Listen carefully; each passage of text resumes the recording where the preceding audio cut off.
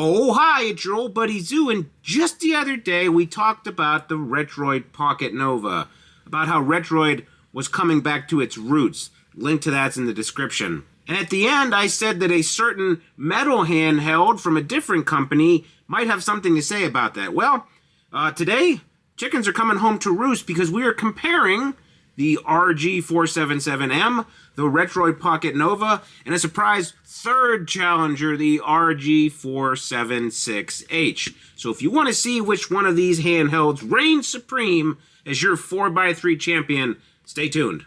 Today we're doing a proper three-way fight. In this corner, the Retroid Pocket Nova at $229. In this corner, the Anbernic RG477M, which lands around $210 to $220 right now with AliExpress coupons, which we'll have in the description. And over here, the one no one's talking about except 2 or 3 weird people on the Discord, the Anbernic RG476H, which is about $170.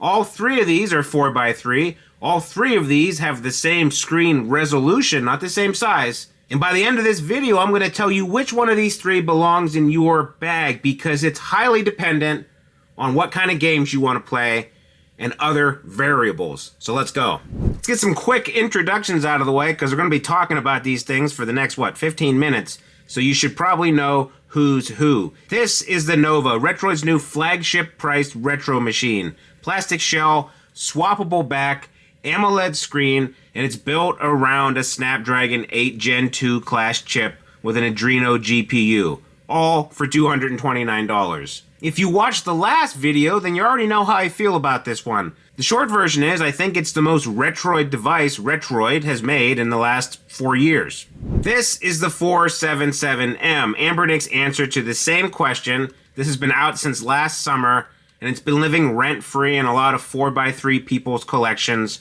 for a year now. It's got a CNC aluminum chassis, it's got an LTPS screen, Dimensity 8300 chip, 4.7 inches instead of the Nova's 4.5 inches. Now the downfall of that CNC aluminum, that premium feel, is that this is the heaviest out of the bunch by far. But heavy is good, heavy is reliable. If it doesn't work, you can always hit someone with it. But honestly, I've had a grip on this thing since the day JC Studios got done printing the prototypes. And then you've got the 476H, and this is the one I kind of want you to pay attention to during this video because it costs $60 less than the Nova and $80 less than the premium 477M. And there's some of you watching this that should absolutely not spend the extra money. This runs on a T820, much weaker than the other two, but it hits everything up to PS1 and 64, Dreamcast, PSP, all of that without breaking a sweat. And if you don't want PlayStation 2, you don't want GameCube, but you do want a beautiful 4.7-inch 4x3 screen, then you're in luck. So there you are, 3 handhelds, 3 completely different pitches. Let's get into it. All right, here's where we get scientific-ish, because it's me. I think when a lot of people compare screens, they sometimes do it with the brightness maxed out. And here's why that's a problem. The Nova's AMOLED screen can hit peaks that the 4.7-inch LTPS can't reach, but this same LTPS screen can sometimes push sustained brightness in ways an OLED doesn't really want to.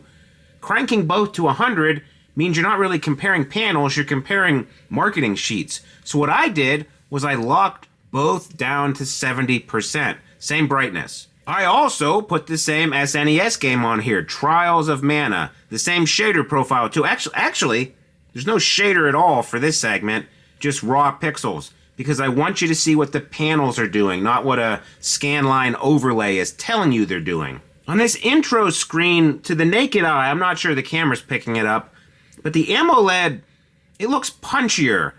The 477M, it looks, I don't know, flatter, but it also kind of looks more accurate. There also seems to be more of a variance between the different colors on the AMOLED screen compared to the 477M. And the darks, especially the blacks on the AMOLED screen, they just seem inkier to me. You can see here this darker scene, to me, it looks darker, it looks inkier.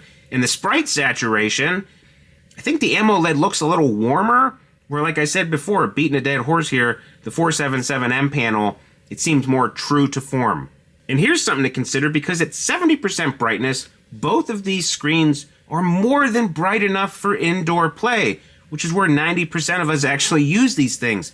Which means the AMOLED's peak brightness win is real on paper, but kind of irrelevant in your hands. But then again, what you're really going for with the AMOLED screen isn't max brightness, it's the black floor, the contrast, the inkiness.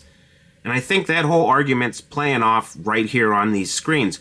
Although, all that being said, both of these screens are excellent. This 4.7-inch panel on the 477M and the 76H and the slide and whatever else they use, it is a great panel. It's probably my favorite non-OLED panel. So I will give the edge to the Nova here, but this is no slouch either. Now let's do some gauntlets. First up is PS2, and this is pretty much what everyone came for, and this is also where the numbers on Paper Story starts to fall apart in interesting ways, so pay attention. The Nova has that Snapdragon 8 Gen Class 2 chip with an Adreno GPU. The 477M has a Dimensity 8300 with a Mali GPU. On a benchmark chart, they look competitive. In actual emulation, the Adreno GPU has years of mature Vulkan drivers. And then Aether SX2 or Nether SX2 or any of them were really built around Adreno performance. The Mali chips work, they just kind of fight the emulator more, which means the Nova can occasionally punch above its benchmark weight class on more demanding PS2 titles. That's not a benchmark fact, it's an emulation reality fact, and it's worth about $30 of this price gap just by itself.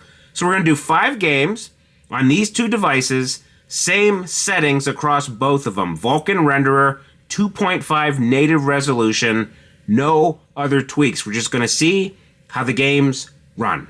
Game 1 is Odin Sphere. This is VanillaWare's 2D sprite showcase. And this is also my does this screen deserve this art test? Because something about VanillaWare, and not just the obvious ooga booga, but something about VanillaWare's sprite work is beautiful. And I think it's a good test for both of these panels.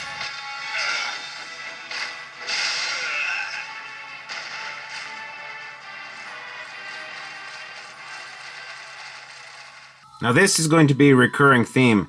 The fan spools up a lot and it's raw noisy. And in a vacuum it's not the end of the world, but compared to the Nova, it is very noticeable.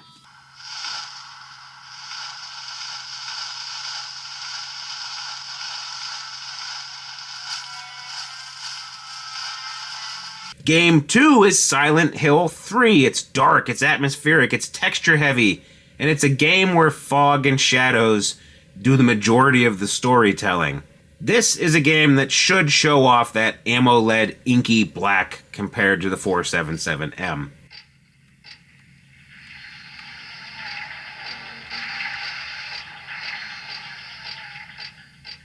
With this and the Nova in my hands back to back, I gotta say I like the chunkiness of the 477M, but the buttons, not as good, especially the trigger situation up here. Shoulders and the triggers on here are rough in comparison.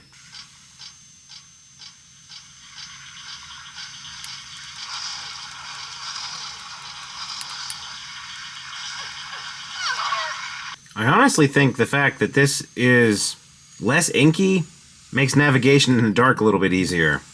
Weird. Game 3 is Rogue Galaxy. This is Level 5's late-era PS2 cel-shaded action RPG. It's not first-tier famous, but it does hit pretty hard on a GPU, and it is a beautiful game that a lot of people forgot existed.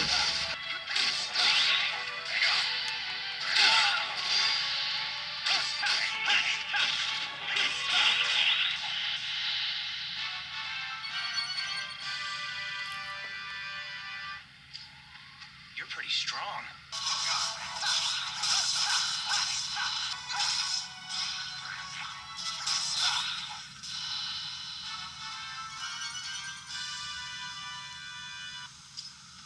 You're pretty strong. Game 4 is Raiden 3. It's a vertical shmup, and here's where the 4x3 argument kind of gets interesting, because a vertical shooter on a 4x3 screen fills more of your visible panel than that same game on a wide screen. This is the bullets flying, a whole bunch of crap is going on, and I hope I bought the right shape showcase game.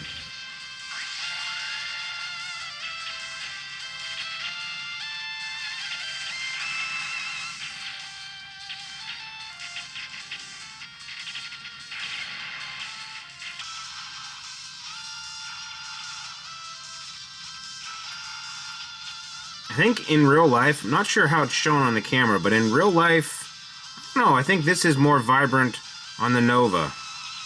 And again, this head-to-head stuff isn't about power, because both of these chips can play PlayStation 2 and GameCube without too many issues. It's honestly more about screen, about controls, about feel. And then Game 5 is Shadow of the Colossus. This is first tier, but there's a reason almost every PlayStation 2 emulation video ends up here, because it's the stress test. You got frame drops, you got textures streaming along, the whole engine is gasping for air. But honestly, both of these devices are handling it well.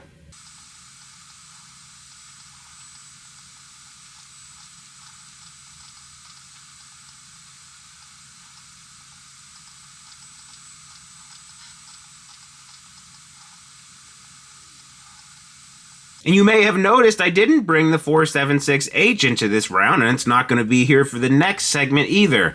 And I want to be honest about why. The T800 chip in the 476H, it's not built for PlayStation 2, it's not built for GameCube. It'll run some titles, but that's not the reason why you should buy this. If that 6th generation is your wheelhouse, this device shouldn't be in the conversation. Up next is the GameCube Gauntlet, and this is where the Nova and the 477M are actually pretty evenly matched on paper. Both handle Dolphin well on paper, but you will see a couple of interesting moments. Same kind of setup, except we're using OpenGL backend on these and 2x native resolution. No per game tweaks. In some games, you could easily run 3x, but I wanted to kind of stabilize it at 2x because we're going to play some intensive games here. Game 1 is Star Fox Assault. This is Namco's take on Star Fox, and it's the one people argue about, but honestly, the air wing sections still rip, and the all-range dogfights, where we actually see if a device can hold its frames when the screen fills up with enemies and laser blasts. Ships are being destroyed one after the other. We can't give up now. Andros's fleet is dead ahead. I gotta tell you, between me, you, and the Nova here, the shoulder buttons on this thing are so much better. These triggers, smoother. These, even though they're clicky, they're just way, way better than the 477M. I don't know, part of me likes the bigger screen, even if it's not quite as good. Shut up, I'm trying to talk. Aim for Oigany's flagship. Here we go! Hey, Slippy, don't get cocky. Slippy, you've already got bogeys on your tail. Uh-oh, I'm in trouble! Yeah, idiot. Game 2 is Skies of Arcadia Legends. This is a JRPG deep cut. It's a Dreamcast port, and it's the kind of game people discover in their 30s or their 40s, like me. There's airships, there's sky pirates, and a color palette that was overlooked in 2003.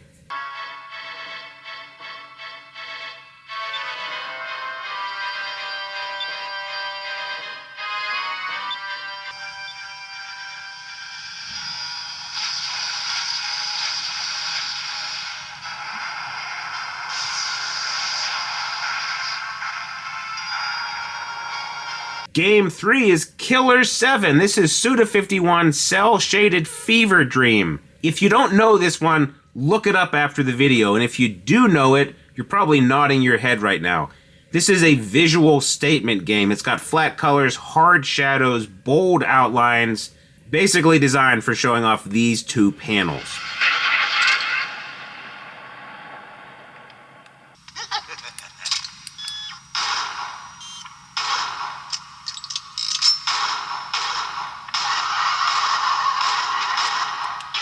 Game 4 is F-Zero GX. This is the stress test. Everyone shows F-Zero in a GameCube emulation video, and everyone's right to do it. If a device can hold 60 FPS here, it's going to hold 60 FPS or 30 FPS pretty much anywhere else on the system.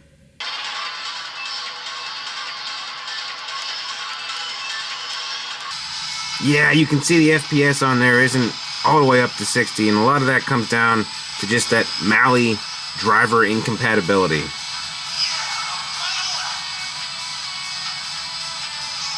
You can futz around and get it to run better if you change some settings, but right out of the box, it's just not as compatible as the Nova, at least on some things.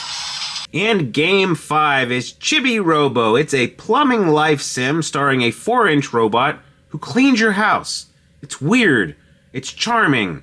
It's a sandbox game, and it looks incredible on a 4x3 AMOLED, specifically because everything in this game is tiny and precise.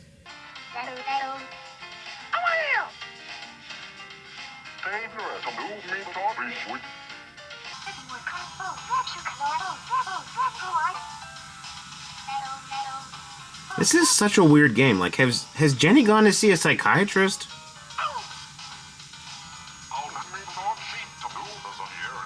This guy's living his best life. He doesn't care. Alright, let's talk about the 476H seriously. We're going to get out the calculator and do some math on this guy. If your library is SNES through PSP, the actual heart of the retro gaming library, the games most of us actually play, the 476H does 95% of what the Nova and the 477M do for $60 to $80 less. Same 4x3 aspect ratio, same screen resolution, LTPS instead of AMOLED, which is a real downgrade at night and kind of a wash in daylight. It has a T820 chip, which means probably not a lot of PlayStation 2, not a lot of GameCube. But if you weren't playing those systems anywhere, so what? Look, I'm not going to insult you and pretend that the 476H is secretly the best handheld here. It's the sneaky best option out of the three, because it's not. It's slower, the build isn't as premium, and it doesn't play the top shelf games in your library. But for a specific person, I mostly play Game Boy Advance, Super Nintendo, PlayStation 1, that kind of person, spending an extra $60 to $80 to get access to a PS2 library they don't actually play, it's a bad trade.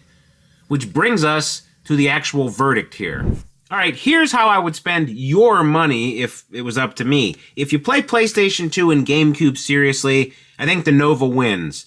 Not because it's the most expensive one on paper, it's not. The 477M is almost $300 on Amazon sometimes. And not because the AMOLED is life-changing at normal brightness. It wins because the Adreno GPU and the mature driver give you the best compatibility of the three. If you want the most premium object in your hands, I think the 477M wins. It has a CNC metal chassis, a larger 4.7-inch screen, and it just feels like the most expensive thing in the room. This is the pick if you're going for, I'm going to own this for 5 years and I want to feel like it. The trade is a slightly less mature emulation experience on the hardest games, and a chassis that's cold and heavy in a way that either sells you or it doesn't. I like it. I also have a grip for it, so keep that in mind, but I do like it. And if your library caps at PlayStation 1 or PSP and you're honest with yourself about it, I think the 476H wins by a lot. Saving $60 to $80 on a device that plays your actual library is the smart money pick. And I wouldn't judge you if you bought this one and put the savings into more storage or maybe a nice case. Now it's time to hedge our bets because none of these is the handheld. The Nova and the 477M will fight to the death about being the 4x3 device until the next 4x3 panel comes out. But what about if you like widescreen stuff? The thing is, each one of these things is the handheld for a specific person. Some people like a multitasker.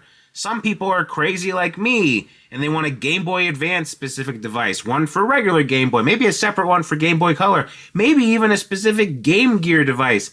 It's really up to you. And if you tell me your library in the comments, maybe I can point you in the right direction. Or you could ignore all three of these and go completely insane and trick out an R36S. I can't stop you, but I did try. Well, Gary, the clock on the wall says it's time for...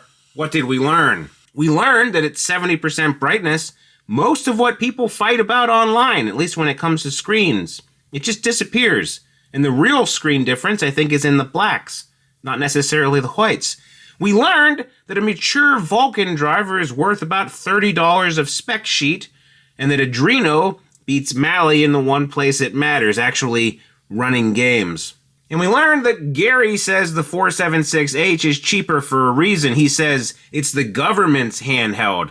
He won't specify which government. He won't specify what it's for. He just keeps saying, you'll see. Gary, I bought this on Amazon with a coupon code. If the government's running this operation, they need a better distribution channel.